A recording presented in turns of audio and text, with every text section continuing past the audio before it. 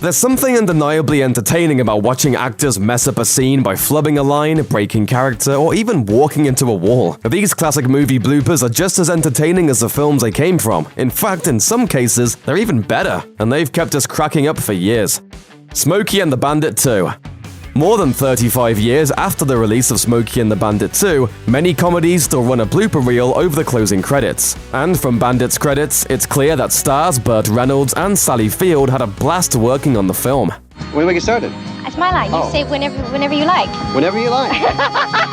It's all right, keep it rolling. This is good stuff. Yeah, I like this. Sadly, in the years since, a credits blooper reel has actually become a pretty reliable indicator that the movie itself isn't all that funny. You're wrong.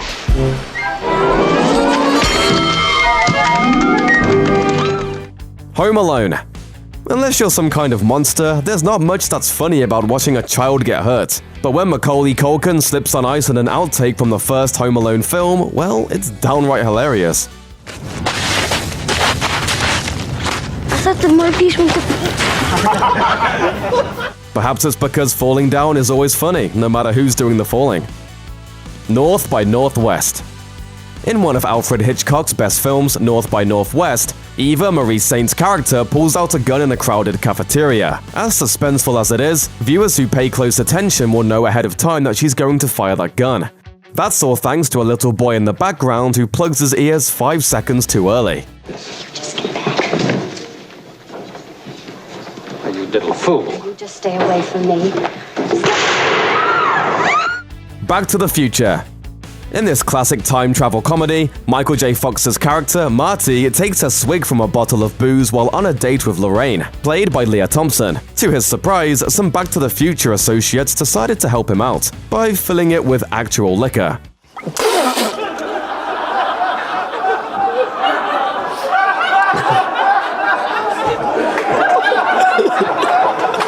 His reaction was 100% real, and he didn't seem too upset about it either. The Frighteners. Before he moved on to epic films like The Lord of the Rings and King Kong, Peter Jackson directed this quirky horror movie about a guy who develops the ability to communicate with ghosts. Though Michael J. Fox wanted audiences to associate him with something other than Back to the Future, it seems that even he had a hard time doing that himself. During the shoot, when speaking to the character named the Judge, Fox kept calling him Doc as in Doc Brown from Back to the Future. Little cook in the Pony Express, huh, Doc? Whoa! I called him Doc. Doc! Doc, I did it again. We Are the Millers. Jason Sudeikis, Jennifer Aniston, Emma Roberts, and Will Poulter pretend to be a family as part of a drug smuggling operation in We're the Millers. In one scene, Sudeikis' character turns on a radio, and TLC's Waterfalls is supposed to play. Instead, the cast and crew took this opportunity to prank Aniston by blasting the theme from Friends instead. I love this song.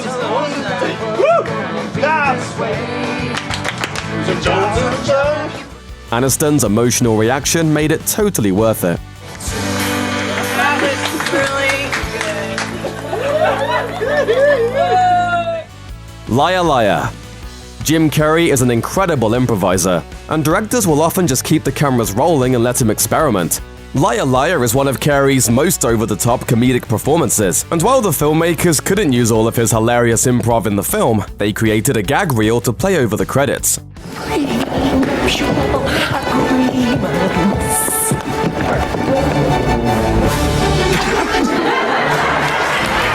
It's also quite a treat to watch cast members clap back at him with hilarious moments of their own.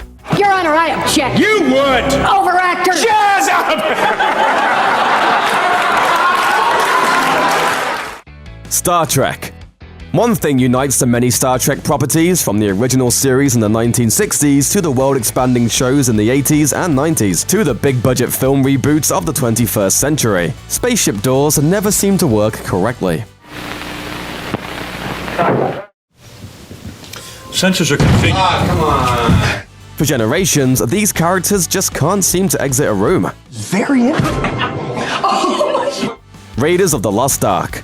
The classic Indiana Jones flick Raiders of the Lost Ark is a film with a mistake that actually made it into the final cut. And it's kind of a gross one, so of course we can't look away. In an extreme close-up on actor Paul Freeman, the camera captures a fly landing on his face and crawling right into his mouth. Your persistence surprises even me. You're gonna give mercenaries a bad name.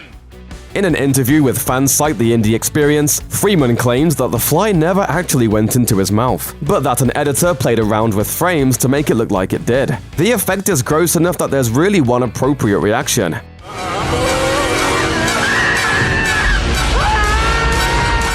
Meanwhile, another beloved movie has a blooper that made its way into the final cut, and is now as cherished a part of the movie as any of its other parts. Star Wars. Probably because it's part of one of the most successful and beloved movies of all time, the Stormtrooper bonking his head on a door frame during Star Wars is one of the most famous movie bloopers ever, and it never gets old. Take over. It's a rare and welcome bit of physical comedy in the otherwise dramatic space opera. Plus, with stormtroopers constantly getting themselves shot, blown up, and thrown around, this minor mishap really helps drive home the idea that these faceless soldiers are the Imperial Keystone Cops of outer space. Thanks for watching. Click the looper icon to subscribe to our YouTube channel. Plus, check out all this cool stuff we know you'll love too.